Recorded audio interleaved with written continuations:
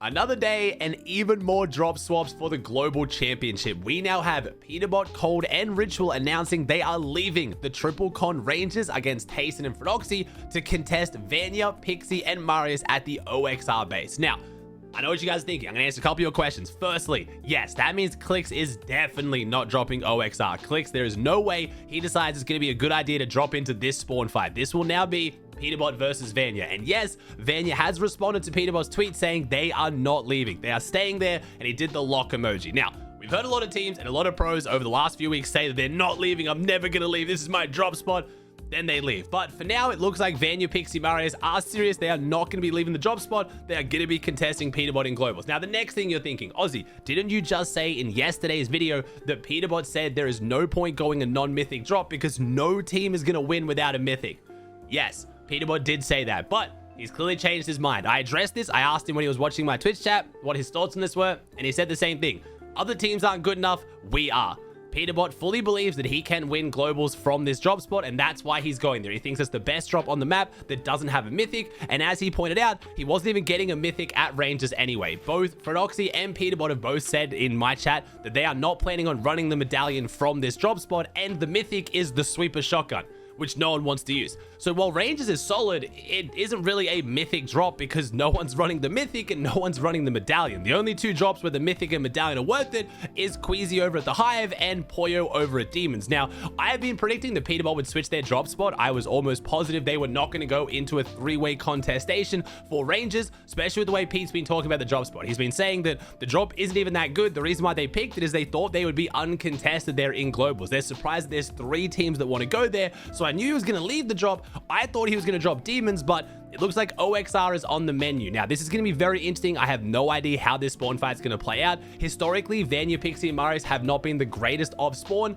Their off-spawn record this chapter, you kind of have to go back to Season 1 when they were contested, but for the most part, they've been uncontested at Flooded Frogs, so we haven't really got to see them. And on paper, Pixie and Marius are 2 of the greatest fighters in the game. They are absolutely insanely mechanical fighters, and this drop spot is not a 50-50. We talked yesterday about how Peterbot was confident if he was going to fight at Rangers, he would win it against Phrodoxy, because if it's not a 50-50, if it's a drawn-out fight, he thinks that their team is the best team in the game. And OXR is definitely a drawn-out fight. You don't have to 50-50 one building. It's all spread out. Some bus paths, you can land on top of the mountain. Some you can land on the antenna. You can drop down lower in the other buildings. You can land on the north side, east side, south side, west side. You can land anywhere and still take the fight. There's no one spot you have to drop to get the most loot, so it's going to be a long, drawn-out fight.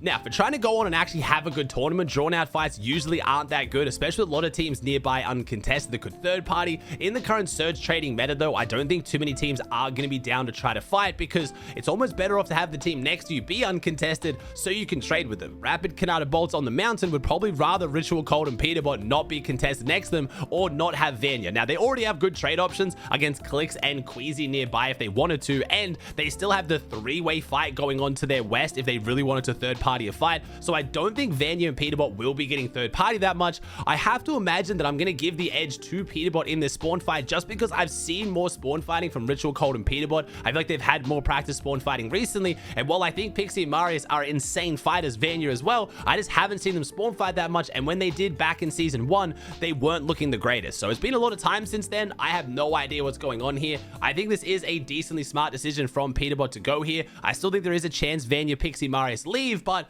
where would they leave to? We've had some other moves around the map as well. If you guys haven't been following, Resigns, Alex, and Anon, our OCE boys, are now going Utopia City. They are now triple contesting Epic Whale and Raito, which is the Asia team. So already we have a 3-way contest there. There is no good drop on the map that's uncontested. So if Vanya, Pixie, Marius were to leave and go somewhere, they would be conning someone else for what is most likely worst loot. They could maybe try and roll the dice and drop on Queasy or Acorn, 2 of the best POIs right now uncontested. But for the most part, there's not really any drop on the map that's better than OXR, and there's already solid teams at a lot of the drops.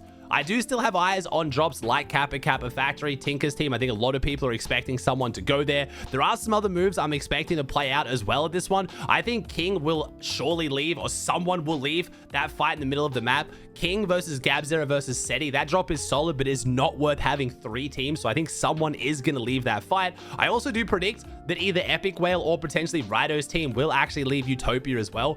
But Victor V marked the Utopia City. They were the first team there. Then the Asia team, Raito Kaido started dropping on them, and now Alex is dropping on them. I don't know if that means either of those teams will now try to leave. There are rumors, and I can't actually substantiate this one because I don't speak Japanese, and I've heard a lot of people saying that Kyoto was talking on stream about potentially leaving the fight against Mr. Savage and instead landing on Veno. You know, talking about how Canyon is a better drop spot. If they're going to be contested either way, they'd rather be contested at Canyon for better loot than being contested at this North split against Mr. Savage, which does make sense. But again, I'm trusting a lot of people in social media for that one. I've had about 5 or 6 people tell me in my chat about it, so I do trust them because I don't know why they'd lie about this, but I tried to look through the VODs, tried to find it, and even if I did find the VOD, I don't speak Japanese. So we'll see if that ends up happening. It makes sense across the board. That would potentially be really, really good for Tayson and Frodoxy, because Tayson and Frodoxy now fighting each other at ranges in a head-to-head fight. The main issue they're going to have is Vico, Veno, Flixie third party. Again, Frodoxy in my Twitch chat explaining this, he said that is going to be the biggest issue for that fight. Frodoxy is comfortable that he can beat Tayson off spawn. He is also confident in the fact that Tayson will not leave. Frodoxy said he doesn't think Tayson's going to leave, but his biggest issue is even if he beats Tayson, it is a drawn out spawn fight. It's not a 50-50 like Peterbot was talking about, so the third party potential is high.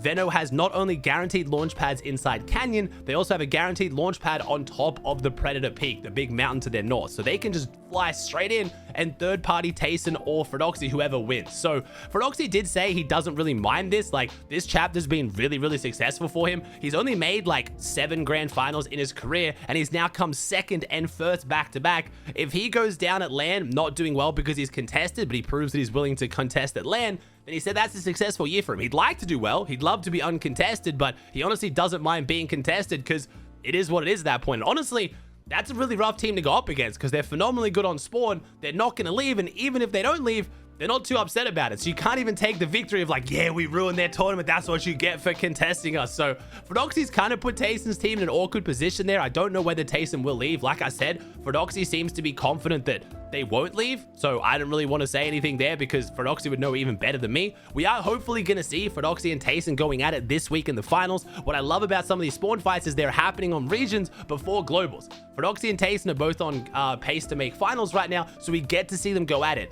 Spawn fights like this one between Peterbot and Vanya now, we won't get to see until globals, which is really hard to condition the drop. Let's say Frodoxy somehow absolutely demolishes Tayson off spawn, wins 5-1 this week and 6-0 next week. Tayson might leave. Not saying that's going to happen, but it could happen where these cross-continental spawn fights between like Peterbot and Vanya, they can't possibly happen till global. So the only way to make a team leave is just bravado. You just have to be like, oh, you guys suck on social media. We're going to destroy you in a few weeks' time, and just hope they listen. You can't really prove it. You can't really show it until you can actually get in the same lobby.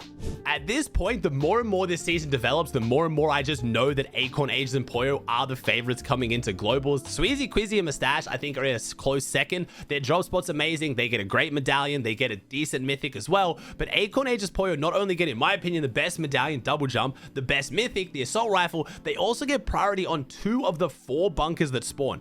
I've watched Acorn, Ages, and Poyo play 5 games of Pro Scrims, and in 5 games, 3 of them, they got the exotic double pump. Now, that doesn't mean, means they got good luck on exotics, but at the same time, they got guaranteed exotics every single game. There are 2 bunkers that spawn. They are the fastest to get their rank up and the fastest to get to both of them, if you include the fact that Rangers is contested. The one that spawns over near Rangers, if that's uncontested, they will get that nice and quickly, but the one that spawns to their northeast and the one that spawns over near Rangers, they get priority on that before any other team that gets A rank, at least as far as I can see. So they are looking phenomenal. Not just the loot they get, not just the medallion and the mythics, they also get guaranteed exotics, which is just absolutely insane when you think about it. And a lot of the teams at globals around these bunkers are contested. They could make their way in, they could make some kind of like plays for it. It's gonna be really interesting to see how it plays out. But again, Peterbot in my chat saying if Poyo doesn't win this globals, he's on fraud watch. He has the best position coming into this globals, and I'm really excited to see how they play with it. I think they can handle the pressure, and I hope they dominate.